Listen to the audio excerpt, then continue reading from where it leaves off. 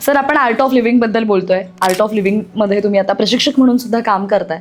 पण या art of लिव्हिंगचा तुमच्या वैयक्तिक आयुष्यावरती आणि आपल्या व्यवसायावरती कसा डिरेक्टली और इनडिरेक्टली परिणाम झालाय, काय सांगाल?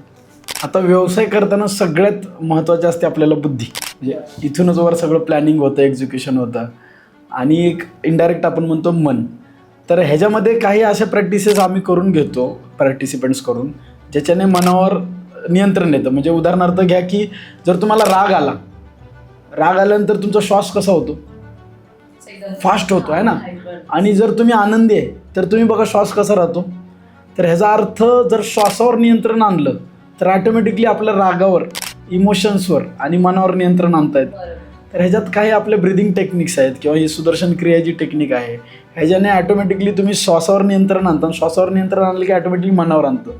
तर हे सायन्स व्यवसायात वापरलं जातं की बाबा इथूनच तुम्हाला ऑटोमॅटिक समजा आता व्यवसायात काही ना काय अचानक घडतं, माणूस अचानक रागाच्या भरात काहीतरी चुकीच्या गोष्टी करून बसतो. पण इथे तुमच्या श्वासावर नियंत्रण आणलेलं, मनावर नियंत्रण आणलं, ऑटोमॅटिक तुमच्या रागावर कंट्रोल होतं.